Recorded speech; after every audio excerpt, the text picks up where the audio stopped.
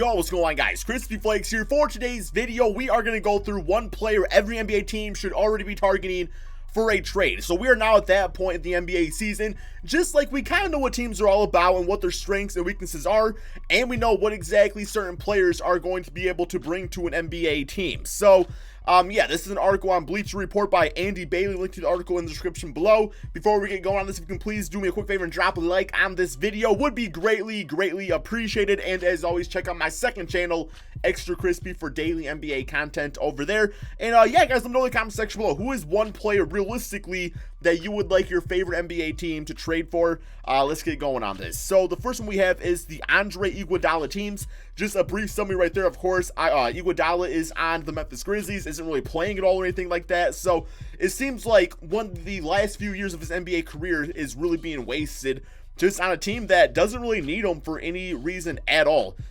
So we have the Dallas Mavericks. So pretty much on the Mavericks, you have Luka Doncic, who's playing like he's really playing like an MVP. Porzingis, who is still coming into his own. He missed like a season and a half, whatever it was. They got like DeLon Wright, who's fine. And then they got everybody else. So if you get Iguodala, you just get another really solid veteran player around the team that just kind of helps them with their depth. For the Denver Nuggets, of course, he once did play for the Denver Nuggets. It would be cool just because like that small forward position is always kind of that spot on this Nuggets team where it's like, okay, we could probably use something a little bit better right there. They got some good players that play the small forward spot. But once again, for a team that's really end goal is to win a championship, Iguodala definitely helps out with that. Houston Rockets, another good choice. Of course, Iguodala can bring the three-point shooting to some extent. It's not as good as years past. Defense is always good, but another thing is that the Houston Rockets have suffered quite a few injuries to Gerald Green. Also, Eric Gordon, I believe, is out. So, yeah, just gives them another veteran piece also. And then we got the Clippers and Lakers. Both those teams you can summarize pretty much the same way. Two teams go for a championship that would love the services of a former Finals MVP. Andre Iguodala knows how to win basketball games and championships. And then finally, the Utah Jazz, they figured that Iguodala can just kind of fit into their system instantly. It just kind of helps beef things up a little bit, so nothing wrong with that. So the first one we have is the Atlanta Hawks with Andre Drummond. As a Piston fan, our team's not doing very well, so I could see some sort of trade coming sooner rather than later. And Andre Drummond, also Iguodala, man, we got all these Andres up in here. I believe he's on a contract year, so maybe he said that he's kind of wanting to stay with the Pistons, but sometimes that's just talk. So it might be a good idea if we don't really think that we can build around this guy to get some pieces for him. From the Atlanta Hawks standpoint, he would instantly fit in that team. Just somebody that can grab those 20-20 games, clean up any sort of misses that Trae Young will rarely have, and it just gives him a really nice young center. I mean, he's only probably, like 26 years of age. I do think that if Andre Drummond went to the Atlanta Hawks, just with all those shooters around him, it probably leads to, I could probably say they could get like the 6th playoff seed, man. I really do believe that. So I think that's actually a really good fit. And meanwhile, the Pistons can get some draft picks, maybe some rebuilding pieces like a DeAndre Hunter or a Cam Reddish, somebody like that. Next up, we got the Boston Celtics, Dwayne Dedmon. This is a nice fit. I don't think it's totally necessary. Not going to lie, going into the season, I didn't really have faith in this Boston Celtics front court, but they have definitely proved me wrong. Daniel Tice looks fine as that starting center, and then Enes Kanter, we know he does as a backup center. Now, if they do want to go to something a little bit more traditional with their offense, Dwayne Dedmon to me is kind of like a great value Al Horford, meaning he can shoot that 3 ball.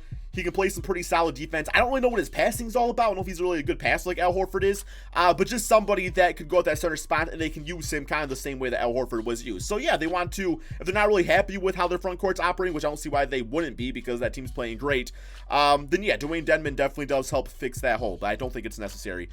Next up, we got the Brooklyn Nets with Alec Burks. So he's been pretty solid for the Golden State Warriors this season. I think he's averaging around like 14, 15 points per game. Now, somebody on the Warriors has to score, but once again, it just gives this team some guard depth. Of course, they are having quite a few injuries themselves this season, already starting off without Kevin Durant. Caris LeVert's going to be missing some time. So, yeah, it just gives them a guy that knows how to put the ball in the basket next to Kyrie Irving. And, you know, that once again, nobody's really expecting the Brooklyn Nets to, like, do anything crazy this season, so not really absolutely necessary. I think the team should just kind of play out with what they have and just kind of go from there. Next up, we got the Charlotte Hornets with Bogdan Bogdanovic. So this guy, his rookie season was an absolute baller, man. As of late on the Sacramento Kings, you are really seeing what this man could do because the Kings are another team that's kind of suffered from the injury bug. So As a result, he has been getting more playing time. Before, he was like the starting small forward of the team and eventually fell out of the rotation. But now he's back in it, and I think that if the Kings, plan on not utilizing him in the future, then this is the ultimate time to sell him, man. Like, the stock's at all-time high for him, right? In the Charlotte Hornets, getting a young player to help them with their rebuild, that's a winning situation right there. He would definitely be able to go to that team and instantly get playing time. I mean, I assume he would probably be the starting small forward or shooting guard of that team. Next up, we got the Chicago Bulls with Malik Beasley. So Beasley, at this point in his NBA career, one of the top 3-point shooting guards in the entire NBA. It just seems like onto that Denver Nuggets squad, they have so many, just solid guards on that team that sometimes this guy doesn't always get the playing time he deserves. Just being a shot creator not really shot creator, man, but a guy that can knock down the open shots, could play off of Zach LaVine, or just really help the spacing of the team in general, man. So yeah, he would probably get some pretty solid playing time on the Chicago Bulls. Next up, we got the Cleveland Cavaliers with Juancho Hernan-Gomez. This guy doesn't really do anything too crazy, but I've seen him have some pretty solid games this NBA season. Just somebody that can score the basketball, and once again, just another one of those kind of filler players at that small forward spot for the Denver Nuggets. A guy that a championship team probably doesn't want starting or getting a ton of playing time with a small forward spot, but somebody that could go to a team like the Cleveland Cavaliers, low pressure situation, and they can really see what this guy can do, because the Cleveland Cavaliers definitely need some more wing depth. That's been one of their lackluster things out there. So yeah, if the Nuggets don't really need him, then go to the Cavs and get yourself some more playing time, which ultimately will lead to higher numbers and probably a bigger contract for you in the future. Next up, we got the Detroit Pistons with Kyle Lowry. I would be all for this, man.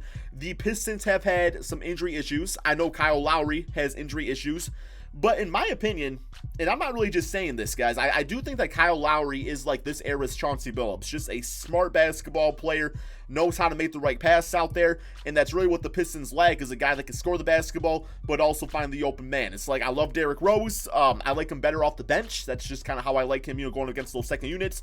So having a guy like Kyle Lowry, really both those players can play in the backcourt together. It's just really a position the Pistons need. They need a starting point guard that can play starting point guard minutes, and then Derrick Rose off the bench just really ups his value in general. So yeah, Kyle Lowry on the Pistons, it would definitely be a big time W for the squad. Next up, we have Golden State Warriors, another Juancho Hernan-Gomez. Same song and dance, a small forward that can score the basketball on a team that desperately needs score. So good opportunity for him. For the Indiana Pacers, we have Danilo Gallinari. So I can't really find an instance where this makes sense, just because their front court is already extremely packed with Domantas Sabonis and also Miles Turner. I would not play Gallinari at the small forward spot. I just don't think we are at that point with this NBA, with how it operates. And not so much that it's a bad choice for the Pacers, because if they were able to swap Sabonis for him, then yeah, all of a sudden you have a guy that's more of a natural power forward playing the power forward spot, where Sabonis, you want to utilize him more at the center spot. That's just how he plays his best style of basketball. But the reason it doesn't make sense is because why would the Thunder do this? Who are the Thunder going to get in a trade that makes sense? Because they already have Steven Adams at the center spot, so it would literally be the same circumstance where they would have have that be Miles Turner or Domantas Sabonis playing out of position. It doesn't really make sense for the OKC Thunder to do this type of trade. But for the Pacers, it's not a sexy move, man. Sabonis is cool. I like Sabonis. Next up, we got the Memphis Grizzlies with Dante Exum. I remember this guy when he was drafted. He didn't go to college, I don't think. I think he was, where was he from? France or something like that? I don't remember exactly, but he had a lot of injury issues on the Utah Jazz. I have no idea what he's doing these days. I don't know if he's injured or getting playing time. I don't really watch a lot of Utah Jazz basketball, so he might be running some backup point guard for them. But sure, I guess if they want a backup point guard, I guess Dante Exum, they want to take a chance on them. They already kind of got their guy John Morant, so it would have to be for a backup spot. Once again, not the sexiest of pickups, but maybe the Memphis Grizzlies could get more out of him. I don't really know, man. Maybe being on a low pressure situation would help him out too. So I guess you got that going for you. Next up, we got the Miami Heat, Chris Paul. Absolutely not. Absolutely not. at the beginning of the NBA season, I would have said, yes, this totally makes sense. Like, Jimmy Butler needs that second guy on his team. They already got their second guys. Goran Dragic's playing great. He has, 1 year left on his deal. Kendrick Nunn looks like he is going to be, like, contending for Rookie of the Year. They don't, Justice Winslow, I love him at that point guard spot. It makes absolutely no sense to trade. For one, you got to trade away assets to get assets back. So, for one, they'd have to trade away some of these guys to get Chris Paul. Not only that, but they're taking on his very large contract. So it's like, no, hang on to your expiring deals, and hopefully some of those veterans like Dragic sign for less money next season. Then you have all this cap space freed up to go for another star if they want to do that. I just don't think Chris Paul, who is playing great on the OKC Thunder, like, I'm not trying to disrespect Chris Paul. He's doing great in his situation. I just don't think the Thunder in particular should do any sort of trade for CP3. I'd much rather see them go for like a Bradley Beal or somebody like that. Just their point guards are doing fine, and that's sometimes that's just good enough. So not really needed. Next up, we got Jay Crowder for the Milwaukee Bucks. That is a name I have not really seen much of lately, although I did see him hit that game-winning shot at the beginning of the NBA season. But yeah, just gives them like another solid small forward / power forward. It's not really a bad route because Chris Middleton, of course, is having injury issues, so he is somebody that you could really play at that 3 spot and play him the same way as Middleton. Can knock down the 3 and play defense. So yeah, I mean, it would just be a decent roster bolstering pickup is really the best way I could describe that. Next, we got D'Angelo Russell of the going to the Minnesota Timberwolves. I think we are all kind of waiting for this to happen. And yeah, I'm kind of all for it now. Now, any sort of like Warriors fans I've seen, they want like a whole bunch for D'Lo. At the beginning of the season, they didn't want to touch Wiggins, but I guarantee you now most Warriors fans are going to say, well, if we do this trade, we want Andrew Wiggins because now he's balling out. It doesn't really work like that. I think that especially just the really NBA teams knowing in general that the Golden State Warriors don't really need D'Angelo Russell. I think that does kind of hurt leverage a little bit. I say straight up, the deal I've been hearing and the deal that I think just makes the most sense, especially going into next season, is Robert Covington, Jeff Teague, and a first-round pick. Like, trying to ask for any more for that than that, it's really not going to happen. You get Covington, who would be the new Iguodala of the team. I mean, and he's still pretty young, I believe. They get Jeff Teague, who would be the new Sean Livingston, a guy that was once a really solid point guard. Just coming off the bench and bringing some veteran experience, some scoring, some playmaking, and they also get a first round pick, which you can't complain about that. And then of course D'Lo teaming up with Karl-Anthony Towns and Andrew Wiggins. That's a team like that's your building block. That's your future big 3. The way Wiggins is been playing, you could call that a low key big 3. So that'd be a lot of fun to watch. I'm all for that trade going down. Next up, we got the New Orleans Pelicans, Malik Beasley. I don't really think it makes too much sense unless they are like reluctant or unless they really want to trade away like Drew Holiday or JJ Redick, but Malik Beasley is the same type of player I would say as JJ Redick is, so it seems like another case where he would just kind of get overshadowed by some of the other players on the team. And yeah, he probably want to get the playing time he deserves. I don't really think it makes much sense unless they try to get rid of one of those other 2 guys on the team. Then he can kind of replace what they did. Although Drew Holiday's not really knockdown 3-point shooters. So I guess if they want to trade away Drew Holiday and go in the direction of just having like a 3-point shooter on the team, then I guess it makes sense. But no, I'd much rather see Malik Beasley be utilized somewhere else. Next up, we got the New York Knicks with Bogdan Bogdanovic. Same song and dance as what we said about him before, man. Goes to a team, low expectations, can kind of show people exactly what he's all about. OKC Thunder, we got Anfernee Simons. Okay, I guess maybe if you want to like develop him to be a backup point guard, because I do think, unless maybe they want to trade away Chris Paul and they like the idea of Anfernee as like their starting point guard, building around him, and you're just using Shea as a shooting guard, because Shea at the 2 spot has been pretty damn good. I imagine that once Chris Paul is off the team, Shea would probably go back to that point guard spot, but if he's doing great at that shooting guard spot, don't fix it if it ain't broke. Some players just excel at getting to just focus on scoring the basketball and not running an offense, so maybe they want Simons just for that reason. Okay. Next up, we got the Orlando Magic with DeMar DeRozan. I did a rebuild of this about a week ago, and it wasn't a very good result.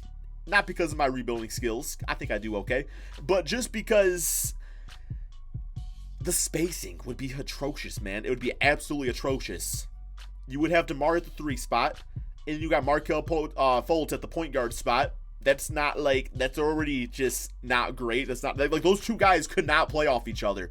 Evan Fournier can knock it down. Jonathan Isaac's been great this season. Vucevic, we know he's all about. I just don't see the Magic being a great fit. But pretty much you can say that about any case with DeMar DeRozan, where it's like, you know, he doesn't knock down that three-point shot. That's really the big knockoff of him. Besides that, though, he's a good scorer. He can put up 20 points per game. So maybe a team that's really looking for a scorer like that.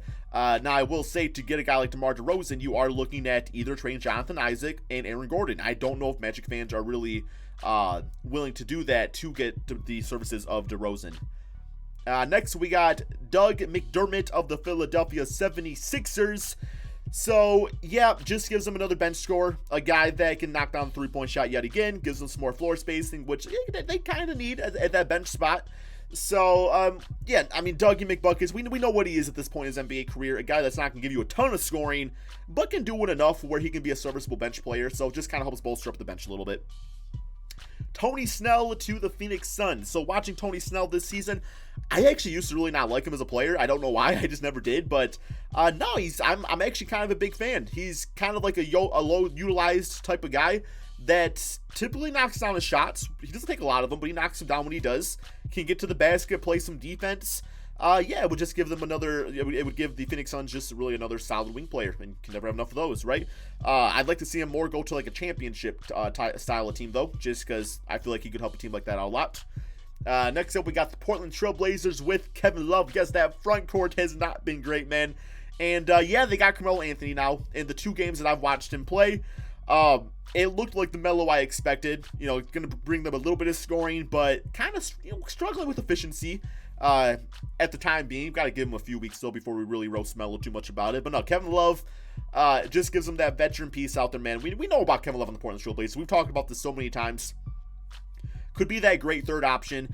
And I'm not going to lie, man, I actually, maybe not defensively, but offensively, I do like the idea of Damian Lillard, CJ, Melo, Kevin Love, Hassan Whiteside. Like, that team sounds cool, man. I don't know how many games they win, but it sounds cool in theory. Next, we got Aaron Gordon to the Sacramento Kings. I'm trying to think of a circumstance where this would work, because they already have Harrison Barnes at the 3 spot, and I don't like Aaron Gordon at the 3. I feel like he needs to play the 4. So then it's like, okay, Marvin Bagley, when he's back from injury, do you expect the second-year player to be able to play that center spot? Like, do they see Marvin Bagley as a full-term center or power forward? You can't do this trade if you see him as a power forward, because then there's just going to be a big logjam right there of 2 young players. And yeah, that's just going to cause some issues. Now, if you want to try Marvin Bagley at that center spot, then I don't know if Aaron Gordon's really a great fit at that 4 spot anyway, just because those 2 guys is, you know, that defense is going to give up freaking 300 points a game. So it would be fun in a fast-paced offense like Aaron Gordon, De'Aaron Fox run down the court. I don't know, man. I would watch it. I would see what it's all about, but I don't think it's like the number 1 priority. Next up, we got, once again, Aaron Gordon to the San Antonio Spurs.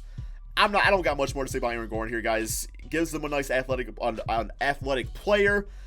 That's it, man. Put him alongside LaMarcus Aldridge. That would be interesting, I guess. But once again, you're probably giving him to DeMar DeRozan to do so. So if that is kind of worth the trade-off, then sure, go for it. JJ Redick to the Toronto Raptors. Yeah, gives them some spacing.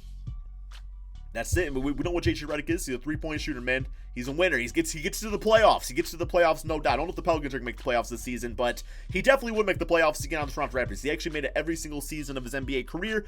Him and Kyle Lowry in the backcourt. That's an old backcourt, but no, it gives them, you give the ball to Pascal Siakam. You have those 2 guys out shooting threes and stuff. Sure, why not, man? I think it would definitely work. It would definitely work. So, who they got right now? Like Norman Powell. I think Fred VanVleet typically starts that shooting guard when Kyle Lowry's healthy. OG Anunoby has been nice. So, yeah, if they want to spice things up with Spice P, give them JJ Redick. And then finally, we have Noah Vonleh to the Washington Wizards. Okay. Sure, cool. I don't got much to say about Noah Vonleh, guys. I ain't going to lie, man. Like, Noah Vonleh's not going to save the Washington Wizards season, but he's a cool player. He's cool. I used him in 2K once. I knocked down some threes with them and played some defense, so it's kind of what he does. But yeah, man, we are at the end of this video, so hope you guys all enjoyed it. Like I said at the very beginning, let me know in the comment section below who is one player you would like to see. Go to your team in a realistic trade. Let me know that trade in the comment section below. And yeah, man, check out my second channel, Extra Crispy. All right, I'm going to go enjoy the rest of my day. Thank you all so much for watching. and peace out, my friends.